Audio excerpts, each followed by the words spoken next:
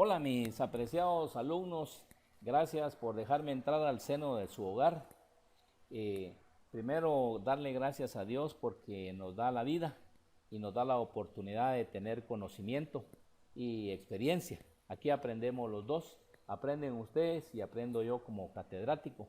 La verdad es de que vamos a iniciar en este cuatrimestre el curso de edafología, esperando de que cada uno de nosotros pueda poner la mayor atención, el esfuerzo y el sacrificio para que aprendamos las dos partes. Hoy vamos a comenzar con 100 puntos, todos tienen 100 puntos y la verdad es de que les deseo a todos de que sigamos con esos 100 puntos. Les voy a explicar cómo vamos a desarrollar los exámenes parciales, el final y cómo va a estar distribuida lo que es la zona. Vamos a comenzar con el primer parcial, que es de 20 puntos. El segundo parcial es de 20 puntos. El final es de 20 puntos. Y la zona es de 40 puntos, lo cual hace un total de 100 puntos. Así es de que yo les deseo a cada uno de ustedes lo mejor de este curso para que podamos entrarle como se debe. Y les deseo a todos las bendiciones que Dios tiene para cada uno de nosotros. Vamos a entrar con lo que es edafología. Edafología es la ciencia que estudia los suelos y de qué está compuesta. Suelos. Los suelos es la primera capa arable de la tierra y dentro de los suelos tenemos los suelos arenosos, tenemos los suelos francos, los suelos arcillosos. Los suelos arenosos, pues todos conocemos que es donde están los vacíos, donde hay oxígeno, donde hay filtración de agua y esos suelos pues para algunos cultivos son recomendables, para la mayoría no. En el caso de los suelos arcillosos, ahí están cerradas las partículas, casi no encontramos oxígeno, sino que es para otro tipo de cultivos. Puedo hablar del arroz.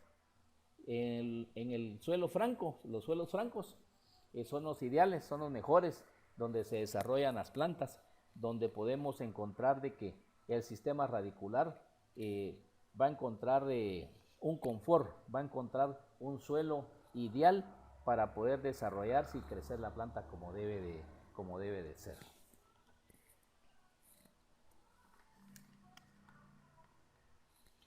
Los componentes del suelo son los siguientes. Tenemos oxígeno 46.6, silicio 27.7, aluminio 8.1, hierro 5.0, calcio 3.6, sodio 2.8, potasio 2.6 y magnesio tenemos 2.3.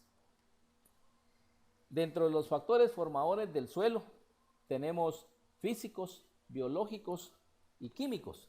Dentro de los físicos tenemos la temperatura, ese calor sabroso que en la mayoría del territorio de Guatemala, no hablemos de todo el mundo, sino de Guatemala, en Retauleu hace calor, pero en Oriente hace más calor. Entonces, ¿cómo afecta la temperatura a las rocas? Se calientan tanto que las explota, las abre y entonces se van formando pequeñas rocas, de ahí se van formando granos, de ahí se va formando lo que es el suelo. Eso es con respecto a lo que son un ejemplo de factores físicos. En el caso de los biológicos tenemos las plantas, las raíces de las plantas cuando encuentran en una roca un espacio, las raíces se meten, la cofia va abriendo espacio, va abriendo camino y así es como las raíces de las plantas van formando suelos también, ¿va? Porque desintegran las rocas, las abren y se va formando el suelo. También influyen las hormigas, los zompopos, las famosas troneras que conocemos nosotros, que cuando salimos al patio de la casa hay un cerro, hay un volcancito de tierra que la han sacado desde adentro, desde el interior del suelo. Entonces, también los insectos también colaboran en lo que es la formación del suelo. También tenemos los factores químicos.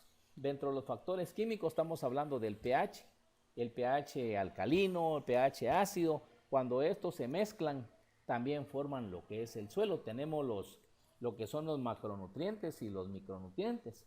Dentro de los macronutrientes tenemos lo que es el nitrógeno, el fósforo, el potasio.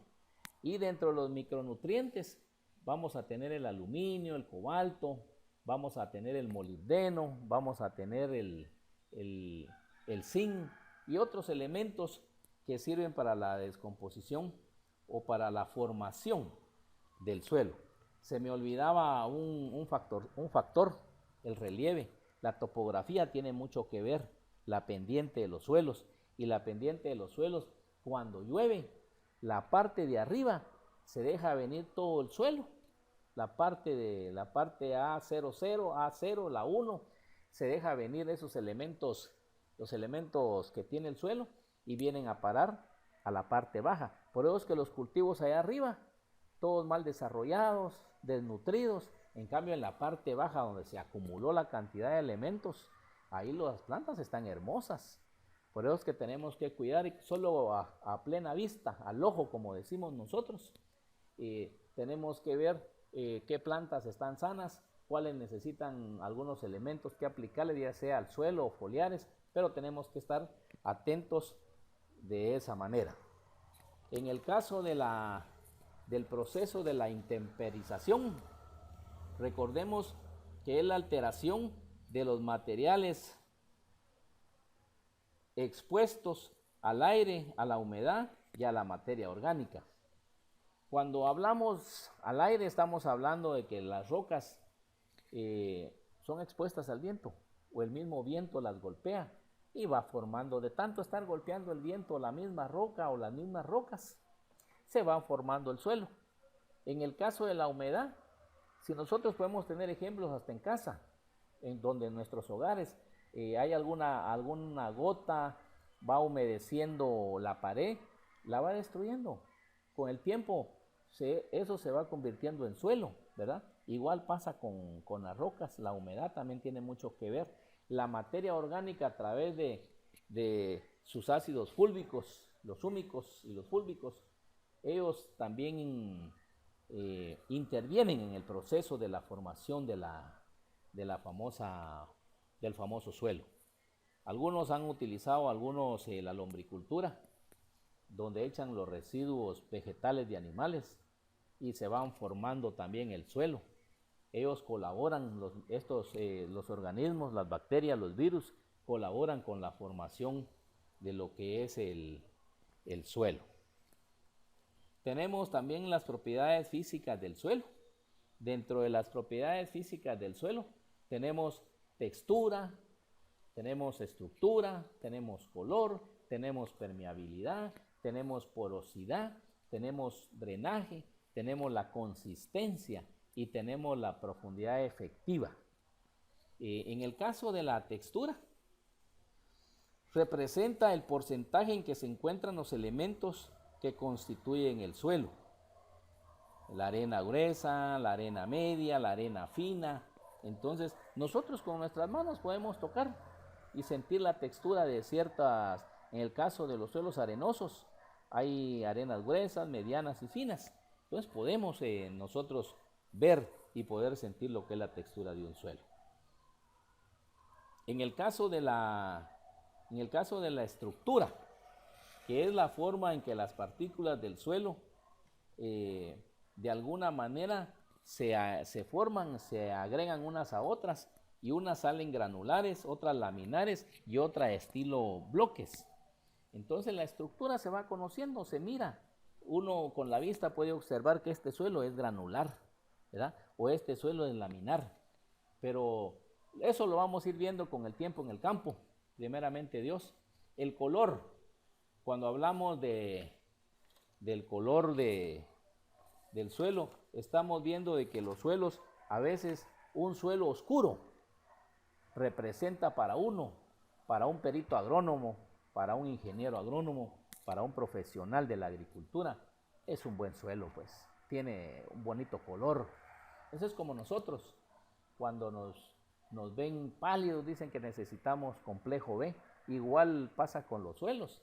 Dice uno un suelo de otro color, un suelo pálido, amarillo, muy verde, diferentes tipos de colores.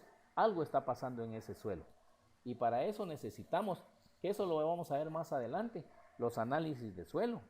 Por eso es de que los hacemos antes de sembrar un cultivo, para poder determinar qué elementos tiene ese suelo, cuáles le faltan, para podérselos agregar y que la planta se pueda desarrollar de la mejor manera, ¿verdad? Eso es lo ideal, y por eso son las propiedades físicas del suelo, para poder determinar. Cuando hablamos de la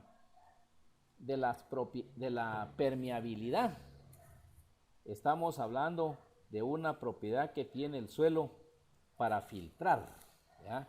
En el caso, voy a poner un ejemplo, cuando se utilizan estanques para la siembra de peces, necesitamos que sea un suelo arcilloso, porque ahí está encerrado, casi no tiene oxígeno, no hay filtración de agua, y eso nos interesa. Pues la permeabilidad es un ejemplo de cómo poder nosotros tener la idea de que la permeabilidad de los suelos es importante, pues, en la agricultura. Cuando hablamos de la porosidad, estamos hablando de los espacios vacíos, que tiene que ver con la actividad microbiana, las bacterias, el oxígeno, la porosidad. Son todos esos espacios que hay dentro del suelo, dentro de la tierra. A eso nos referimos con la porosidad. Cuando hablamos del drenaje, estamos hablando, o lo definimos tal vez como a mayor o menor rapidez para poder evacuar el agua.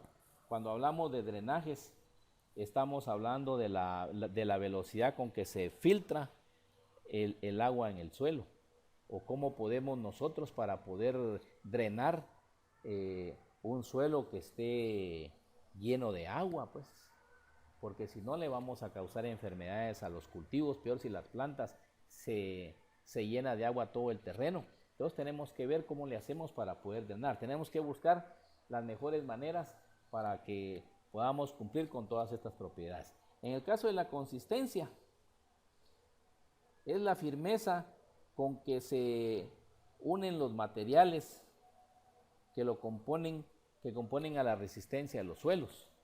Cuando hablamos de consistencia, estamos hablando de un suelo fuerte, un suelo que de alguna manera vamos a poder determinar de que sí es firme, ¿verdad? Y que sí podemos sembrar cierto tipo de cultivos en el lugar. En el caso de la profundidad efectiva, estamos hablando que es el espacio en que las raíces de las plantas pueden penetrar sin mayores obstáculos. Esa es la profundidad efectiva. Toda planta, todo árbol, sus raíces es la profundidad efectiva. Esperamos que no encuentren obstáculos, sino que el suelo tenga todas las condiciones necesarias para que la cofia pueda ingresar de la mejor manera que uno considera, pues, o sea, que son cosas que en la vida uno va ayudando a hacer que esto cambie. Quiero decirles a cada uno de ustedes que esta clase, pues, ha sido preparada para ustedes. Es nuestra primera clase, y para eso el día de hoy tenemos unos trabajos de investigación, que uno es las propiedades físicas del suelo y el otro es factores de formación del suelo, ¿ya? Y quiero decirles a ustedes, muchachos, jovencitas, que hagamos mínimo unas 5 hojas de cada trabajo. Hagámoslo en Arial 12 y comencemos trabajando lo que es los objetivos generales, los objetivos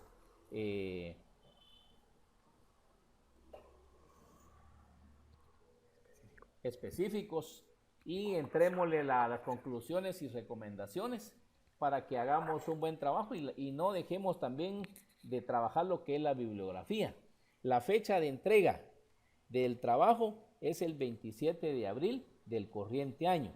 Así es de que yo les agradezco mucho por esta clase, esperando de que le pongamos mucha atención, que pongamos nuestra experiencia, que hagamos lo que podamos hacer, y cualquier duda, pues voy a darles mi número de teléfono, el 59 62 40 72, para los que tengan dudas, y si no, pues nos comunicamos por el WhatsApp. Así es de que feliz tarde a todos y que Dios nos bendiga a todos.